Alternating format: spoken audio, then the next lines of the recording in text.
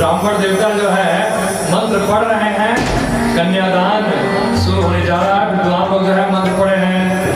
ओम ब्रह्मज्ञानम प्रथमं पुरस्वात् ऋषिमतः सुषुम्नेनयावः सौदन्यः उपमास्यविष्टाः सदस्य जोरिव सदस्य विवः।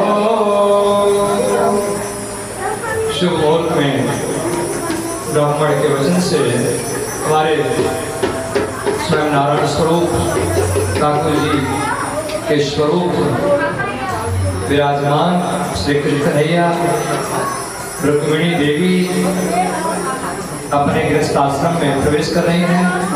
कन्यादान करते हुए ब्राह्मणों ने मंत्रोच्चारण किया।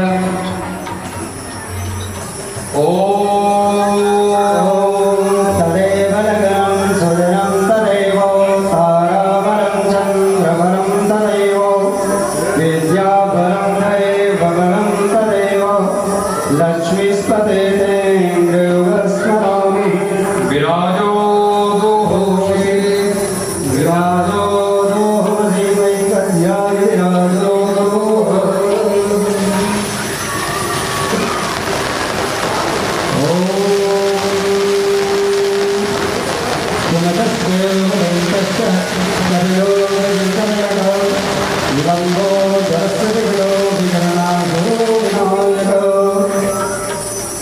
कस्तूरी तिलकं ललाटपटले वक्षस्थले कौस्तुभं नासाग्रे वरमौक्तिकं करतले वेणुगणे कुङ्कणं सर्वाङ्गे हरिचन्दनं सुललितं कण्ठं च मुदुतावले गोपस्त्रे परमिष्टतो विजयते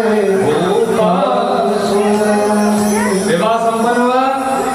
अब जो है परिवार के लोग आशीर्वाद दे रहे हैं कि जब लोग गंगा जमुन जलधार, जब तक पृथ्वी हो, आकाश हो, गगन मंडल हो, ब्रह्मांड के नायक का विवाह है। तो आशीर्वाद में जब लोग गंगा जमुन जलधार अचल रहे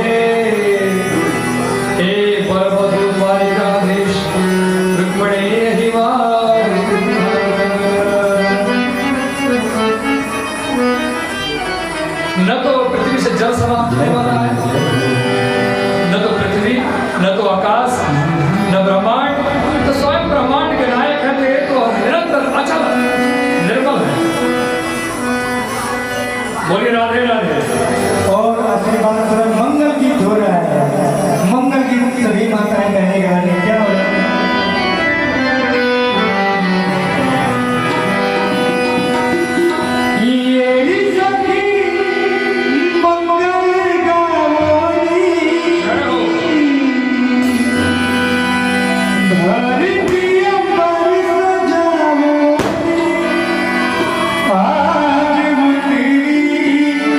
है कान्हा की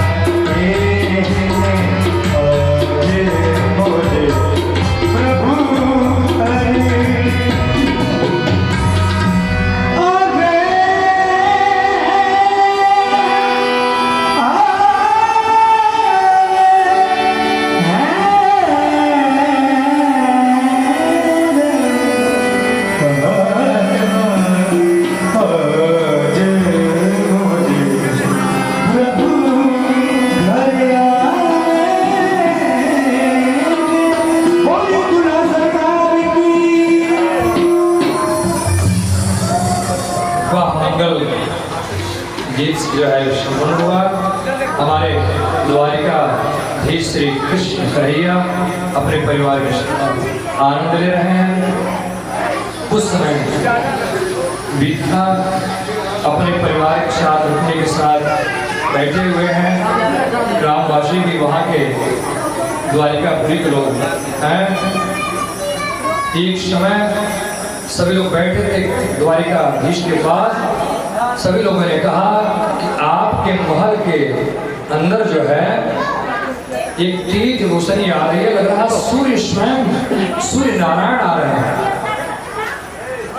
सूर्य नारायण कह रहे, सूर्य नारायण नहीं है। बोले राधे राधे कहे, सूर्य नारायण नहीं है। द्वारिकाधीश ने कहा ये जो है सत्राजीत है, भगवान सूर्य को प्रसन्न करके मणि प्राप्त किया है, वही गले मणि भर करके आ रहा है। मणि का माला, मणि जहाँ रहता था वहाँ महामारी रोग इत्यादि नहीं आ रही। मणि लेकर के जो अंदर आया तो सब लोग देखे कि तो सत्राजीत है। सत्राजीत अपने महल की तरफ चला गया। बोले राधे राधे राधे राधे।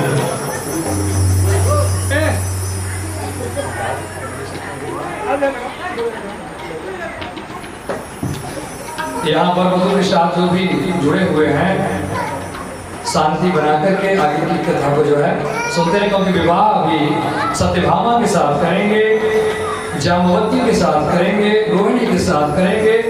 इनकी 8 रानियां और 16,100 रानी होंगी। तो सब विवाह को देखना है तो शांति बनाए रखिए, पूरी कथा सुनिए, दृष्टांत के साथ जानिए। यह सत्राजीत मणि लेकर चला गया। लोग सत्राजीत से कहते हैं यह मणि द्वारिकाधीश को दे दो, क्योंकि राजा है, राजा के पास मणि होना चाहिए। तो सत्राजीत कहा नहीं, मणि नहीं दूंगा। मणि रखा था। एक समय ऐसा आया, उसका भाई प्रसेन था। प्रसेन देखा कि मेरा भैया मणि जो है खूंटी पर टांग कर गए हैं। प्रसेन ने गले में मणि डाला और जंगल की तरफ निकल गया। जंगल में जब जाता है तो जंगल में शेर जो है प्रसेन को मार डाला, मणि ले लिए। जिसको कलंकी चंद्रमा का दर्शन हो जाता है, जैसे कहते हैं कलंकी चौथ का दर्शन हुआ, तो इस कथा को जो सुनता है उसके कल में जीवन की मिट जाते हैं। बोले राधे राधे। शेर ने मणि लिया, मार करके प्रसेन को लेकर के शेर जो है सिंह आगे बढ़ा है। सामने वृक्ष भालू राज मिलते हैं। ऋक्षराज जो है उस सिंह को मार डाले, क्योंकि मणि में तेज था, एक दूसरे को छीनते गए। ऋक्षराज वह मणि लेकर के चले जाते हैं अपने गुफा में। यहाँ पता चला कि सत्राजीत का भाई प्रसेन मारा गया, मणि का पता नहीं चला। वह द्वारिकाधीश पे कलंक लगाया कि इनके सभी लोग जो है आकर कहते थे मणि दे दो, मणि नहीं दिया गया। ये जो है हमारे भाई का वध करके मणि ले ली। कलंक प्रभु को लग गया। उन्होंने कहा मणि तो मैंने पाया ही नहीं, ये कलंक कहाँ से पाया। प्रभु जो है कलंक को मिटाने के लिए, पता लगाने के लिए जंगल में जाते हैं। देखें कि प्रसेन मरा हुआ पड़ा है। आगे बढ़ते हैं तो देखे कि एक सिंह जो है मरा हुआ पड़ा है। जब उसके आगे बढ़े तो ऋक्षराज सिंह को भी मार करके ऋक्षराज का पैर पड़ा, पग का निशान। उसी निशान के सहारे, क्योंकि रक्त लगा था, खून निशान के सहारे गिर जाते हैं तो गुफा के अंदर वह निशान समाप्त हो जाता है। समझ गए इसी गुफे में जो है ऋक्षराज गया है। हमारे द्वारिकाधीश गुफा के अंदर जाते हैं, अपने ग्रामवासी से कहते हैं कि आप लोग बाहर खड़े रहिए, हम जो है अंदर जाकर देखते हैं। अगर मणि ऋक्षराज लिया है तो उस मणि को लेकर के आएंगे और उस मणि से कलंक का जो संबंध है उसको मिटाएंगे। अंदर प्रवेश किए। जामवंती ऋक्षराज की कन्या जामवंती मणि लेकर खेल रही थी। भगवान श्री कृष्ण सामने पहुंचे। जामवंती डरने लगती है, क्योंकि मनुष्य को कभी देखी नहीं थी। जामवंती जब डरने लगी, जोर से आवाज लगाई। ऋक्षराज जो भालू थे वो आ गए सामने। वह कौन थे? जामवंत जी थे। जामवंत जी सामने आए कन्हैया से कहे तुम हो कौन? क्या मैं द्वारिका मंडल का जो है कृष्ण, द्वारिकापुरी का द्वारिकाधीश। कहा किस लिए आए हो? कहा मणि लेने के आया हूँ। कहा मेरी यह मणि मेरा है, मैंने जो है सिंह का वध करके मणि लिया। कहे तू सिंह का वध कर लिया है, यह मणि जो है किसी और का है, मणि मुझे दे दो।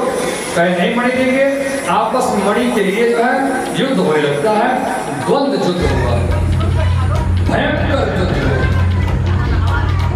युद्ध के अंतर्गत ऋक्षराज थक जाते हैं। ऋक्षराज थक गए तो हमारे प्रभु जो है एक मुष्टिका प्रहार के जामवंती जी नीचे गिरे और हाथ जोड़ करके निवेदन कि आप वो कौन? क्योंकि मेरे बल का था कोई जो है पाप नहीं पाया, आप मेरे बल को जो निष्क्रिय किए हैं, बारंबार आपको प्रणाम है। आप हैं कौन? नारायण सिवा कुछ दूसरा नहीं हो सकता। कहें मैं द्वारिकाधीश का द्वारिका नाथ हूँ, द्वापर चल रहा है, द्वापर मेरा अवतार था। आप जामवंत हो ना? जामवंत जी कहें हाँ मैं तो जामवंत हूँ। कह रामावतार में जब मैं राम के रूप में था तो आप मेरे मंत्री थे, खूब जो है मेरी सहायता किए। मंत्री लोगों को युद्ध दिया है ज्यादा करने के लिए, आप युद्ध किए नहीं। आपने मुझसे कहा था कि मेरा युद्ध से पेट नहीं भरा है, मेरी ताकत मेरे पास बरकरार पड़ा है। तो हम कहें कि द्वापर का इंतजार करो, मैं द्वापर में कृष्ण अवतार लूंगा और तुमसे युद्ध करूंगा।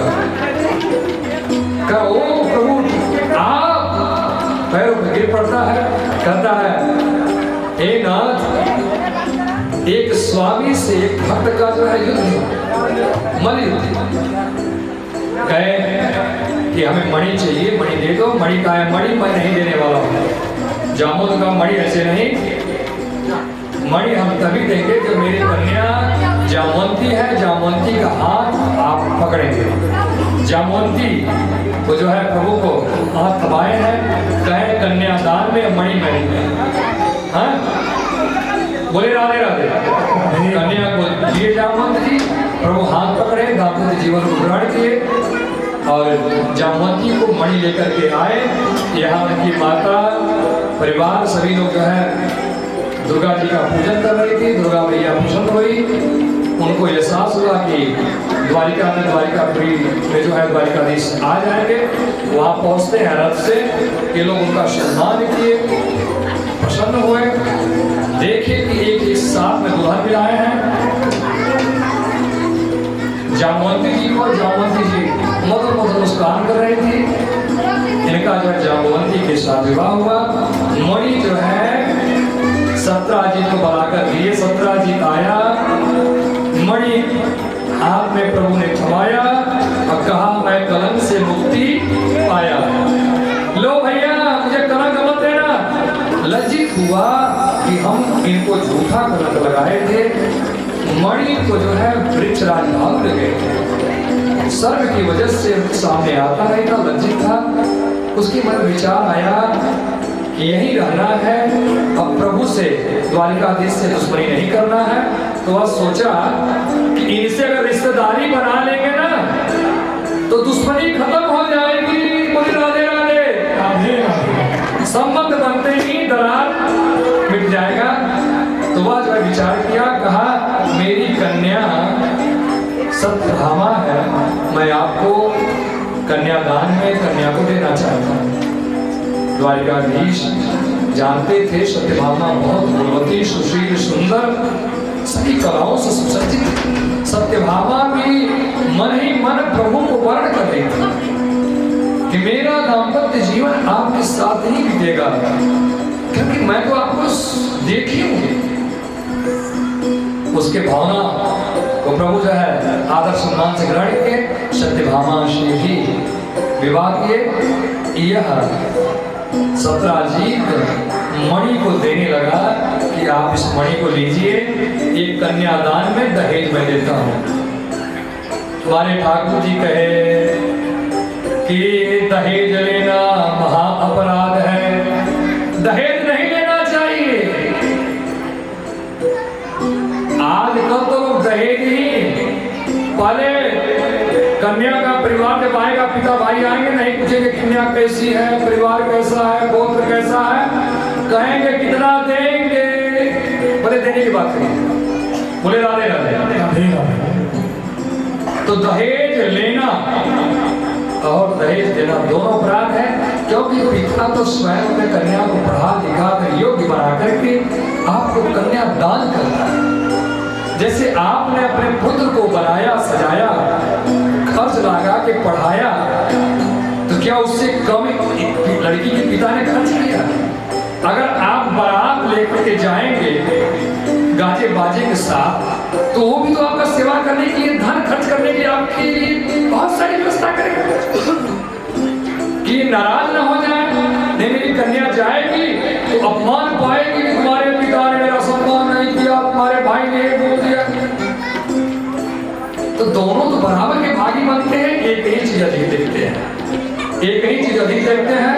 वो कहते हैं वर महोदय कि हम इतना उसको रकम लेकर जाएंगे, हार लेकर जाएंगे, नथिया लेकर जाएंगे। अरे भैया, आप लेकर जाओगे तो किसको दोगे? वो सारी दहेज तो आपके ही पास आने वाले हैं, वो आपकी धन रूपी लक्ष्मी गृहिणी तो आपके घर सब ससरी आ जाती है, सब कुछ तो आपका ही हो गया। बोले राधे राधे। इसलिए दहेज लेना महा अपराध है, अपराध नहीं है। तो ठाकुर जी ने कहा मैं अपने धर्म को दहेज लेकर नहीं बिगाड़ूंगा, ले जाओ, मणि ये तुम्हारा है, तुम्हारी तपस्या, तुम तपस्या किए थे सूर्य को ना, ये तुम्हें दिए हैं। वो मणि लेकर गया। हमारे ठाकुर जी श्री कृष्ण कन्हैया विवाह जो है 8 रानियों के साथ, रुक्मिणी, रोहिणी, सत्यभामा, जामवंती, कालिंदी, वृंदा, राधा, मृतवृंदा, ये 8 रानियां उनके सेवा में लग गई। ये लोगों से विवाह किया। गृहस्थी अच्छे से चल रहा था, परिवार अच्छा चल रहा था। खबर लगा कि बाणासुर है। बोले राधा कृष्ण भगवान की। भौमासुर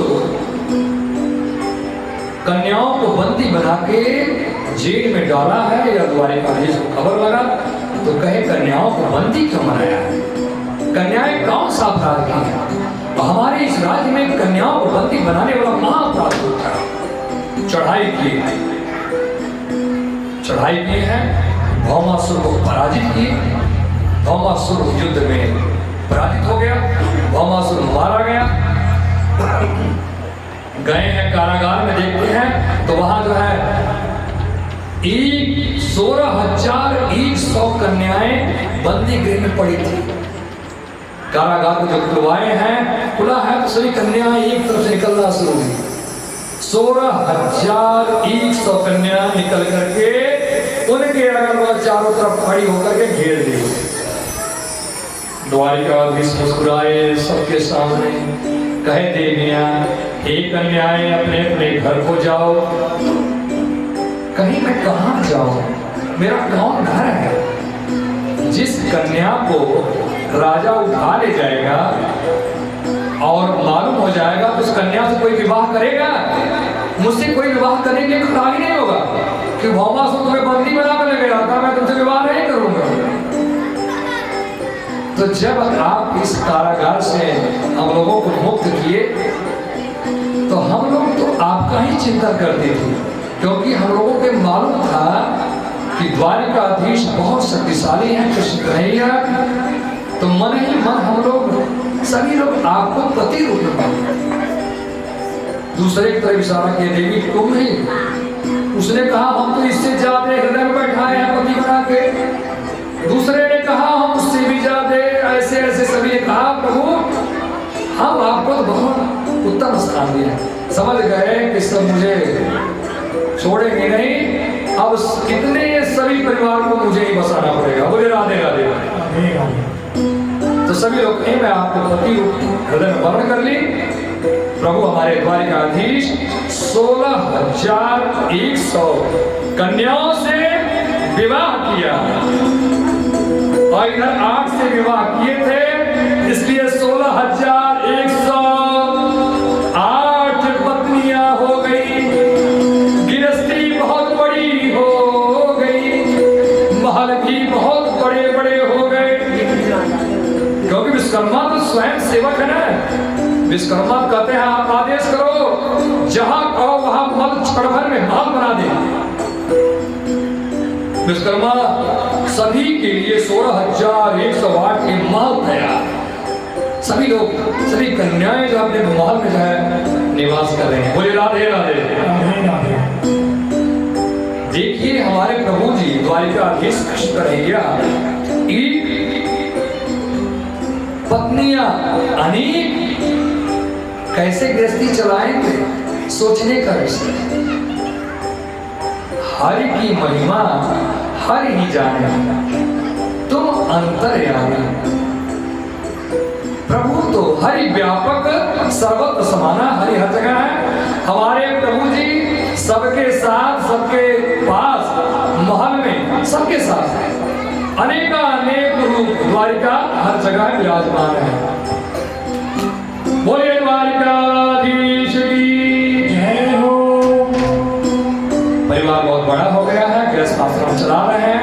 ब्रह्मा को मोह हुआ कि यह कैसे गृहस्थी चलाएंगे। मोह में ब्रह्मा जी आकर के वहां देखे हैं कि एक ब्रह्म अनेक शक्तियों के साथ कैसे विचरण कर रहे हैं। उनका भी मोह भंग हुआ है।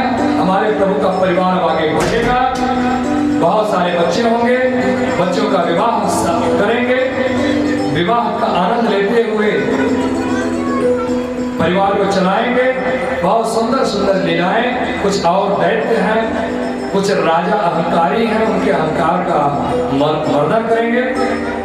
आइए हम लोग भगवान के नाम का संकीर्तन गुणानुवाद करते हुए, प्रभु के नाम का भजन करते हुए आरती की तरफ बढ़ेंगे। कुछ ही क्षण में आरती प्रसाद वितरण होगा।